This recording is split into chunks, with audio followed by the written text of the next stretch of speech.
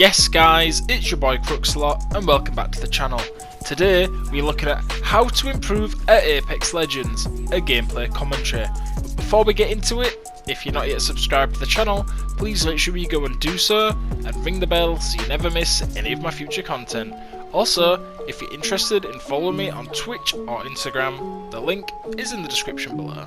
Okay ladies and gents, let's get into it. So for this match, I'm going to be playing Lifeline. As you can see, I have 202 kills with Lifeline and 9 wins, I believe. Haven't really played that much with her, although she is a very good character, and I have made a couple of videos on her in the past. But we are starting off with our first decision, guys. So the first big decision you need to make to improve at Apex Legends is your squad. Who are you playing and how can these legends complement each other? So we have a Octane on our team, a Bangalore on our team, and a Lifeline on our team. I believe Bangalore's a very well balanced hero. She can be used in a variety of different situations. The smoke is clutch in helping you escape from fights. Octane can help you push aggressively with his jump pad, and Lifeline is there to clutch up with the revives, of course. But before we jump into this gameplay commentary, if you guys are looking for a club to join on Apex Legends, then look no further than the Champions Crew. It is open to everybody and anybody. The only requirement we have is that you have a microphone and you are level 50 or above. This will just help negate some brand new players come into the game so that we can try and improve on some core skills that you've already developed during your first 50 levels on Apex Legends. Like I said, if you guys are looking for a club, the Champions Crew could be the club for you. Search us up in the club option in the home screen. Anyways, back to the gameplay commentary. So we have decided to land at Grow Towers. This is a pretty good spot. 3 big towers with plenty of loot, and there are 3 people in our squad, so it is perfect, taking 1 tower each. We have a Revenant pushing me, and he has silenced me straight off the bat, although I do not believe he has a gun, so I'm instinctively going for the push. I've already done some damage to him, and the wingman shots have just got him down there nicely. Clutch picking up an R9 in this situation because we can finish him off, get that reload, and I can hear his teammates nearby, so I'm just going to see. Oh, and those light mags right there as well. That is beautiful. We're getting pushed by a caustic. We managed to break his armor. Quick switch to the wingman, trying to finish him off. He's 1 or 2 hits. 2 hits and he's down. I'm on low health, but we just tried to get the kill because I can hear his third teammate approaching, and I wanted just to confirm the kill. Hopefully my teammates can come in and clean this up. I get downed after dealing a little bit of damage to the Mirage, but Rocinante turns up as the Octane and manages to wipe that Mirage out, send him back to the lobby, and revives me up. So we've got 2 kills off the bat, guys. It's going pretty well so far, and we are currently scouting for another team. I've been told by my teammates that there is a team behind me, so I'm just scouring the playing field to try and see where these guys are. We know that there's a team in front of them because they were fighting earlier, so we are kind of in no man's land right now. Stuff's happening all around us, but don't forget, try and stay calm. As you can see, there are care packages open to our left, but we are pushing the shots, guys. We can see the team. We're just trying to get some wingman shots off on them. As you can see, I do not have a heavy mags, so 5 shots is pretty difficult to hit all these shots. And we're just trying to deal some chip damage and trying to use the cylinder, the pillar, as cover. And we have a Wraith pushing away, and she's down. It might not even have been a Wraith, but either way they are down, and there is fighting up above me, so I clung to the wall. This will enable them not to be able to shoot down on you unless they are literally peering over the edge. And then we come around the side, deal some shots with the R9, break the Loba's armor, finish her with the wingman. Ooh, after running away. Thought that was going to be much cleaner than it actually was. But again, we're on low health. Probably shouldn't be pushing this fight, but I know that the Loba is low, and there she is trying to pop off a battery, and we get her down. So now we're on 3 kills, we've got a teammate down. So we go to quickly get them up, although they have just been revived. So now we're all shielding up. We are quite vulnerable right now. I dropped the health drone just to heal up our teammates. And we're just using the pillar and the trees as cover for now, guys. Don't forget, try and heal up as quickly as you can. And when you are being pushed, try not to panic. As you can see, that Mirage runs straight out into the open. We get an assist on him, and he was the last person of that other team, so I get the original kill from the Loba. We are now on 4 kills. The R9 and the Wingman is a great combo. It's a primarily reasonably close range combo.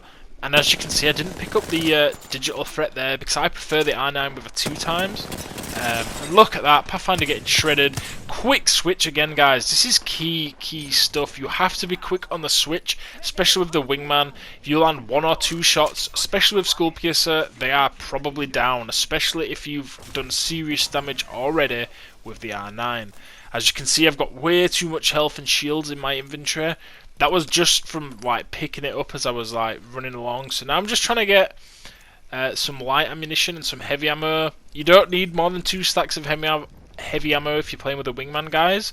120 bullets is plenty, but using an R9 and the amount of bullets that it goes through, I'm just stocking up at this point. So we're just healing up once again, preparing to move out. We're all doing pretty good. We've all got full health and purple shield, so things are going pretty cushy so far. The Bangalore and our team Ratatouille needs some ammunition, so I'm happy to drop her some light ammo as I have plenty. That is another key thing that you guys need to do. Obviously, as you're communicating, share loot amongst yourselves. I have way too much light ammo, but it's just, I'm not going to say necessary, but it's kind of just precautionary if I need to just spray off some shots because Gar9 goes through bullets like it's going out of fashion. So we'll just hold on to those extra bullets. Also, if the other teammate needs them as well, then that's just even better because we're multitasking right there, killing 2 birds with 1 stone. And now we're moving out. There is a purple airdrop dropping near us. As you can see, some of it's been looted already, and we can hear the team. So we're going straight in for the push, guys. We know that this other team is nearby, and we are investigating the area, but we are staying reasonably close together, as you can see, which is obviously very important. But the Octane is actually, what's he doing? Oh yeah, he was getting an ultimate accelerant for the Bangalore. So they're just, she's just taking that because Bangalore's ultimate takes a long time to come back. So it is imperative that she stocks up on ultimate accelerants. We're just checking these care packages. I believe these were from earlier. So we're just checking if there's anything that we need, but I'm pretty content with my loadout right now, and as you can see, the gold drops are coming down, so we were trying to secure this. There's some really good stuff usually in these. You can get a gold shield, and there is another team on the left also coming for these gold care packages, so we're getting up on the ridge, getting the high ground. The Bangalore has dropped her ultimate. That's just stopping them from pushing really whilst we can move in. I have been stunned by it, and the Bangalore has taken large damage in that first fight, but we managed to crack the caustic, dealing quite a lot of damage to him. I'm trying to help my teammates by shooting the player pushing them. I will try and finish this caustic. He's down. That might even be a bloodhound actually, to be fair. But either way, they are dead, waiting, and the whole team's actually dead. Octane managed to clutch and kill both those teammates who just pushed them then. So we're in a great position now, guys. We've got plenty of ammo. Both those other guys have got red shields, which are hugely valuable, especially, well, whether you're playing ranked or unranked. Red shield is probably the best shield in the game. And there's a gold R9 there, and as I mentioned before, I'm not even going to take it, guys, even though it comes with essentially a purple light mags and the hemlock as well, but I'm not feeling the hemlock in this particular match. I'm doing quite well with my current loadout, so I'm gonna let it ride, although that gold hemlock would have been a smart play as well, but the 1 to 2 times does hinder it a little bit. And the R9, I kept it because it has a 2 times on it, guys, and I just prefer that. I feel like you can shoot enemies further away, and it's just a way more versatile weapon. The digital threat obviously is mainly for close range. I have not mastered using that at range. I think it's quite difficult, so we'll stick with the 2 times and the blue light mags. I think that's going to serve us well for the rest of this match. So we go back to Grow Towers where we actually landed in the beginning, and we're just locking it down, guys. We have high ground, we have plenty of ammo, plenty of shield, plenty of time as well. There are 4 squads remaining, so we just think it's centre of the ring. We're just going to take the high ground. Other teams are going to have to push us. We have a Bangalore who can obviously deter those pushes, and Also, there's me.